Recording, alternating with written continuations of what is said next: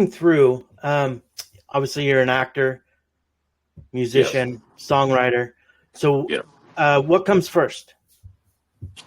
What, what, it's all kind of all together every day. I'm either working on, I got two films coming out, Scared to Death, that I star in with Lynn Shay and Bill Mosley. And then I've got my horror franchise, Hellbilly Hollow, coming out. So both of those are in the sales process right now. So I'm constantly involved in gathering and doing things for that. And I've got other projects that I'm being offered that I'm weighing around my tour schedule. I've got about 60 plus shows coming up between now and November and more than that. And it just kind of all works in harmony together, if you will. And be, be, like the movie I'm coming out in, Scared to Death, I play the horror icon called the Grog, and the Grog is really me. And, me is just how you kind of see me now. And it's really cool how that kind of overlaps with like how my stage presence is now when we play a show with, we're direct support most of the time. Right now, we've only been touring 2 years. So we don't have a lot of space to do all the theatrical stuff I want to do, but as we grow, that'll grow with it. But Oh, it's cool. all together. I mean, to me, it's all equally important. And the more I can create and get out of my brain for folks that will like what I do around the world, the better, because that's what I'm here to do. Even if I only make 1% of the world happy, that's a lot of people. Yeah, no kidding. Do you write movies, screenplays as well, and direct it all, or is it just acting?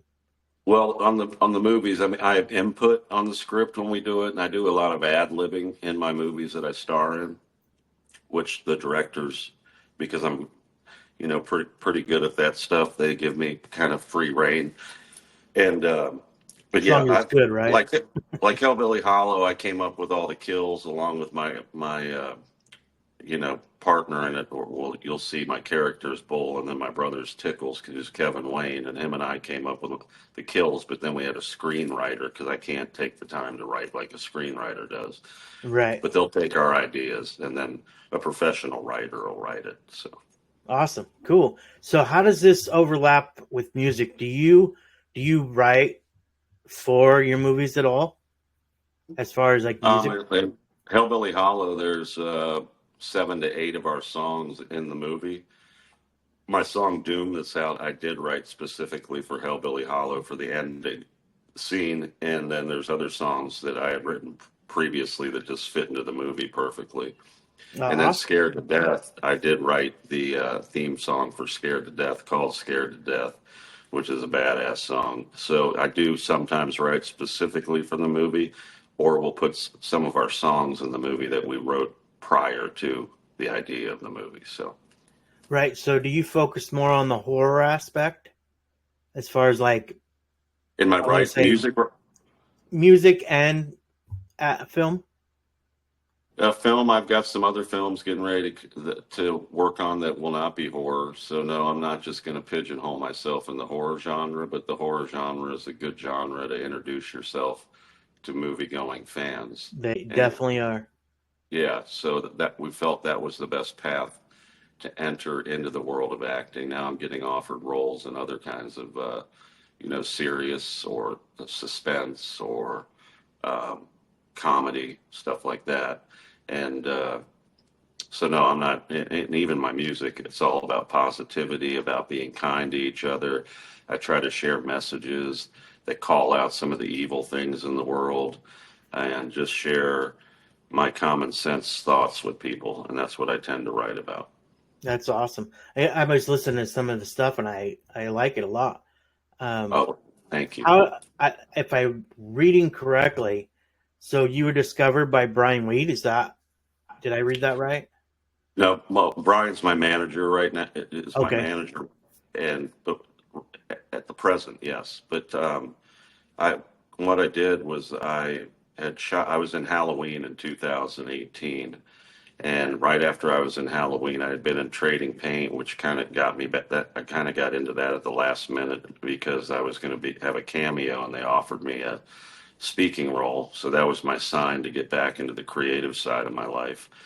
Then I got into Halloween at 18. I was killed by Michael Myers. And then doing that, I thought about doing Hellbilly Hollow. So then I started going to Alabama a lot where that was shot, and I was doing some other smaller roles.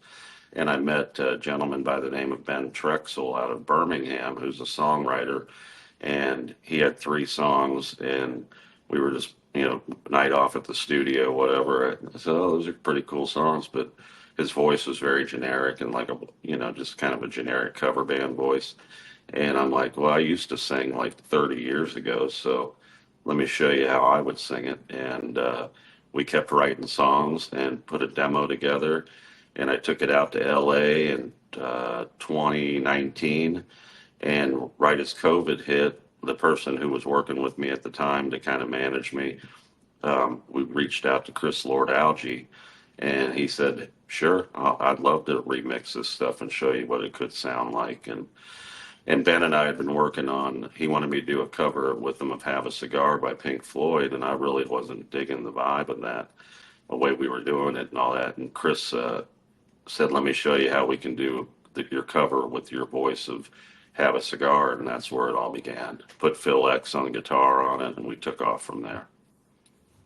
Yeah, I was reading that as well, and So it's really Chris Lord-Alge who started it. Put me on his back and exposed me to the industry and taught me how to be a professional and get back into it after such a long hiatus. So how was your voice after, what do you say, 30 years? How long did it take? Did it still like riding a bike, or did you have to warm up, or did it sound just as good?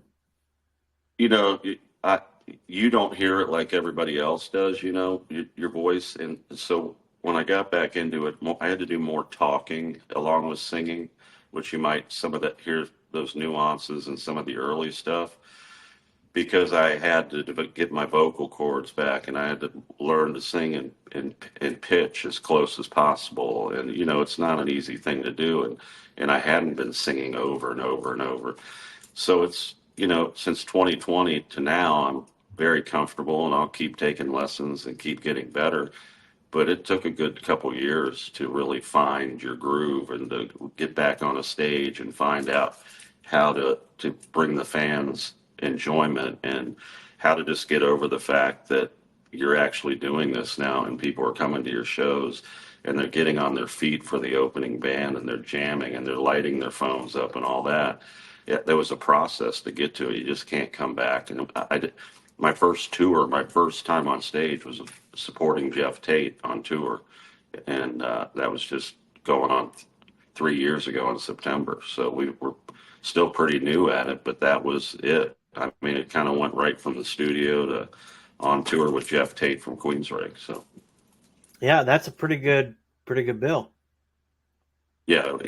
And Jeff and I, we have a song out. I don't know if you heard it, "Burn Together," that we did, and we did a video for it. And then we went on that tour together. Jeff's been a great mentor of mine. He's a big supporter of me. And we have another song coming out on my new double debut album, whenever that comes out, that we did another cover on, and that's a big surprise, but you guys will be blown away by it too. So cool. So you just have the one EP out, correct? Yeah, Work Hard, Rock Hard. And then you and just mentioned a few singles too. A few singles. And you just mentioned you got a full-length album coming out? Yeah, I've got a double debut album, like back in the day with the fold over, the gatefold. It'll kind of give you all the lyrics. The art is killer, and it's 18 songs, and it's the big introduction to Kurt Diemer up until the time the album comes out. And we're already working on the second one, which will be a regular length album. But yeah, we've got it coming out on vinyl, cassette, CD, and streaming. An 8-track? That'll be coming back next. Yeah, I know. I mean, that's probably not a bad idea. I mean, collectors are just grabbing the cassettes like crazy, so. Yeah. So we're definitely doing the cassettes. So who are your biggest influences then? Music-wise? Yeah. Bands that I saw back in the day that weren't like everybody else. For example, AC/DC. Bon Scott had his own unique voice, and they had their own unique sound. And I think the voice ended up really defining who AC/DC really was. Or Van Halen when they came out and they're touring with Black Sabbath and all these other bands and blowing them away as the opener, doing music the way they do it, with David Lee Roth. He even talked a little bit doing it the way he. I really like those bands that kind of were different than all the other ones. You know how you can have a category of bands and they're all kind of the same vibe. Right. Yeah. I like the bands like that who kind of stood out and did it their way, Or like when Queen, everybody told Queen Bohemian Rhapsody is too long, it's never going to be popular. And they went against it and put it out. And, a lot of people maybe didn't like it, but it's great. It's epic. It's historical now. So It is, absolutely. I like people who take chances. It's had a couple lives as well. I believe that song has, Oh, yeah. Every like 10 years it comes back to the charts. Oh, yeah. Well, Sons of Anarchy helped that a lot when the Wayne's World and what else? Yeah. You name it, the movie. Yep. And hopefully, as my songs age and people discover who I am and people who like it, I mean, I think a lot of it's unique enough to be in. We're going to be pushing it to shows and TV and all that kind of stuff because it's something like you haven't heard, as it gets embedded in people's brains. And for sure. All it takes for every 5 people that hate you, there's 5 people that like you, and that's the way it should be. We all don't like the same stuff. Right, and you mentioned that the crowds are coming, right? They're coming in, because you're on tour with Tesla right now, correct? We're kind of this year. We've been on tour with Tesla. Our last show we did was in Mesa, Arizona, and the promoter there was blown away. He goes, direct support bands just don't get a crowd of, waving their phones and cheering and standing the whole time.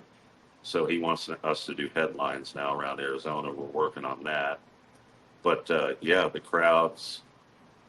And then I have a line. I go always meet with the fans, and I've got a line for at least an hour after every opening set, and I sign everything. And I'm a man of the people. I love human beings, and I just want to be a pillar of strength for them because I'm not afraid of the world, and I do it for them, and I'll never change that. So we're really building a fan base organically, which feels really good. So awesome, because I think in a way there's something really beautiful about that, because it may be a slow burn, but it's one by one, right? You're shaking one by one by one by one, and you're bringing people in. Whether you have a top 40 hit and you're in and out within 15 minutes, right? So this way, you hit however many you hit and shake everybody's hand, and I think that's it. I personally would like it better that way. Yeah, no, it's one fan at a time. Everything I built in my life, even before I got back into this and built my oil companies, it was one case at a time. You can't expect to achieve something overnight and have it sustain itself. And you just got to keep plugging away. Take your hits, take your negativity, let people keep knocking you down, let people tell you suck or whatever. And you just keep getting up and you keep working every day and you keep staying true to who you are as an artist. And the people that love you will follow you and spread the word, and we'll have a great time together for the rest of our lives. So. Yeah, for sure. So, what are you doing right now? As far as, are you touring? You getting ready to set off on another tour or anything? Yeah, we're getting ready to do some shows with Texas Hippie Coalition. Oh, okay. And then we're going to be doing more shows with Tesla intertwined with the Texas Hippie Coalition shows. And that'll go through September and probably some smaller headline shows like maybe in Arizona. And then starting in September, we're going to be going out on a 40-plus city tour date back to a lot of the towns we were in the last couple of years. As Ingve, his camp reached out to me for his 40th anniversary tour. So we're going to be direct support for Ingve Malmsteen's 40th anniversary tour and go back. Well, that's awesome, too. That's a good gig. Yeah, so I did some shows with Thing Bay the year before last. I can't remember. Everything runs together, but we did a run with Thing Bay, and now we get to go back to these cities and see how many of our fans come to see us, and and then make it a great night along with Thing Bay on its 40th anniversary. So yeah, it's a strong bill. Two different styles, but it's a rock and roll night. So how does that work? I mean, obviously, even with Tesla, that's a totally different style. And it works, right? People are digging it.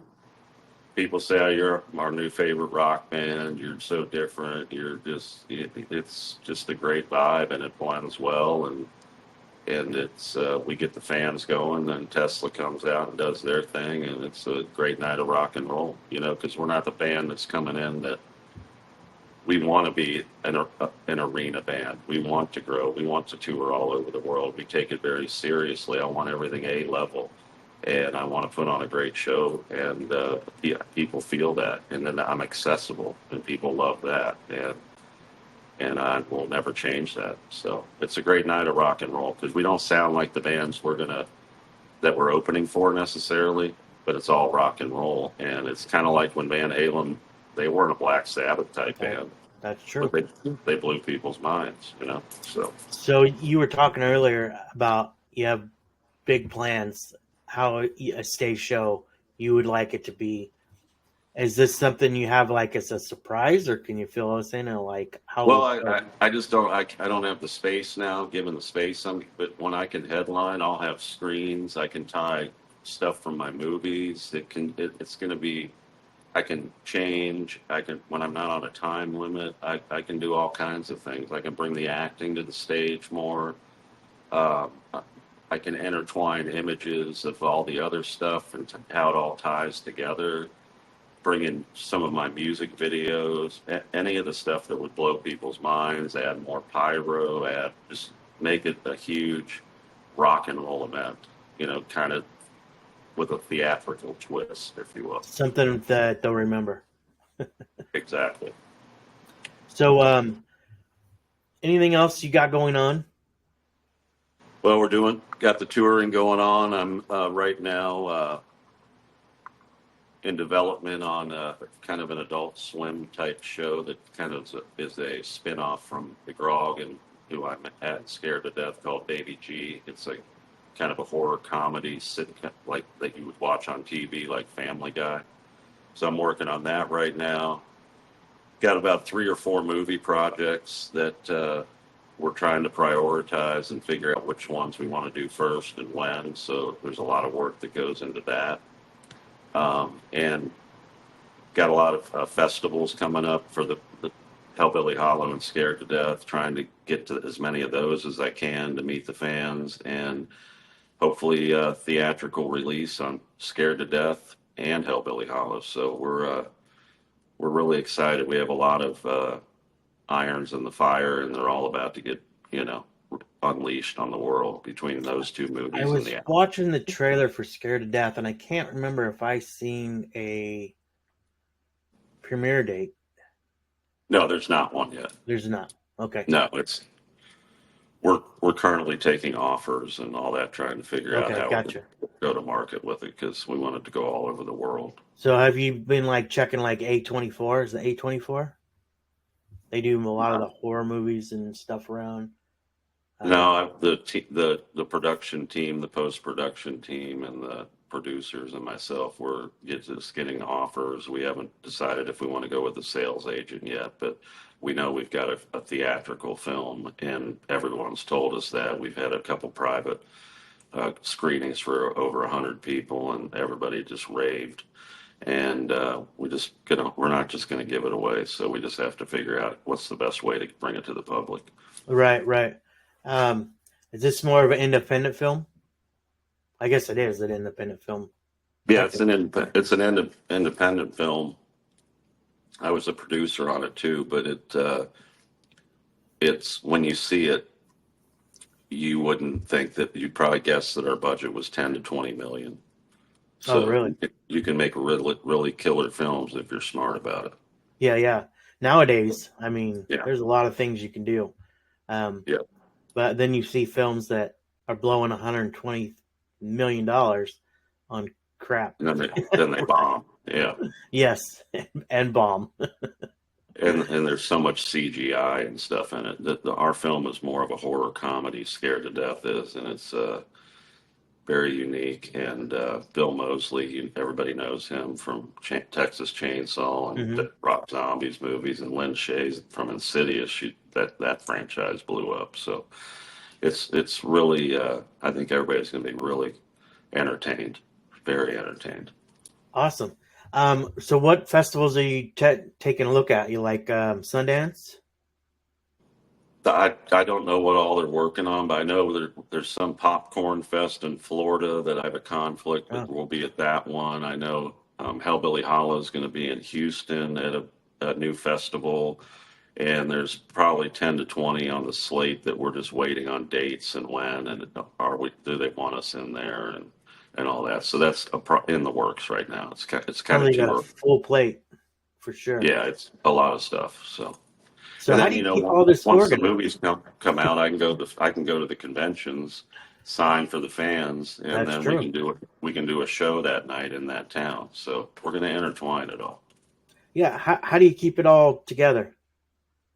I mean, you got so many things going on. I'm kind of a very calm, mellow, chill guy. I've built things from scratch my whole life. Nobody's ever handed me anything. I've had to figure out a lot of different things in my life on my own, and I just I'm a chill guy who's very competitive and has a lot of drive, and I would lose my shit if I didn't work. And I just kind of like to have a lot of irons in the fire and try to stay focused on that and just keep putting out stuff that I really have a good time and enjoy creating for others and sharing, what I've learned in life, getting knocked down to maybe help other people avoid pitfalls in their life. So it's like I'm a motivational speaker who's in a Right. rock band. How do you keep it all organized? But in my brain. I mean, I only when I'm on the road, I only work off my phone. My phone is my lifeline. I write in my notes section. I'll put a riff out of my head. I'll sing it out into my voice memo. I just literally try to keep everything simple and write on my phone, not have too many things going on around. That's my zone, and make sure I get enough sleep. I stay in a routine on the road, and you just got to live in a rhythm. And if you live in a rhythm, you can pretty much do anything. So I take it no partying on the buses. Oh no, I enjoy. I used to drink a lot of beer, and I was blown up like a blowfish, and it wasn't good for me on stage. So a couple of years ago, I quit drinking beer, and now all I'll drink is regular water, ice, and a little bit of vodka. And I lost about 50 pounds, and I feel great. And I stay in that rhythm. Plus, vodka kills germs in your body, if There anybody you didn't go. know that. And people go, don't smoke, don't smoke. Well, I like to smoke. My body likes it, and there are other things that are worse for you in the world. Pretty much everything we consume has something in it that can kill you. That's true. I And would agree. I just am in tune with my body, and I just stay true to I'm very aware of what makes it feel good and not good, and I don't overdo stuff, and I just try to, live in my rhythm that I know my body likes. So, Awesome. Kurt, I want to thank you for hanging out with me. hey, Um, man, always. what are how can people get a hold of you on your socials? Hey, our website is Kurt Diemer DEIMER.com. My socials: Instagram, X, YouTube, You Facebook. basically, you have them Is all. at Kurt Diemer, KurtDeimer. You can Google me. You can find me on IMDb, see about my acting career. Share it with people, hit follow. That helps us tremendously get to where we need to get so we can headline because everybody's looking at that stuff. And follow us on YouTube. There's a Kurt Diemer Fam Club on Facebook and the website, and all that's about to become even more interactive. So it's a Cool. Yeah, process. I'm looking at some of it right now. I'm going to link everything down below, and then That'd be that way, awesome. if anybody wants to check you out, they can. I'll put your IMDb in there as well. You know, That'd be cool. awesome. Yeah. Awesome, Kurt. Thank you so much for hanging out with me. Oh, thank you so much. All right, brother. Well, thank you so much for having me. Yeah, Appreciate absolutely. it. Have a good day. Yeah, peace out, Bye. man. Thank you.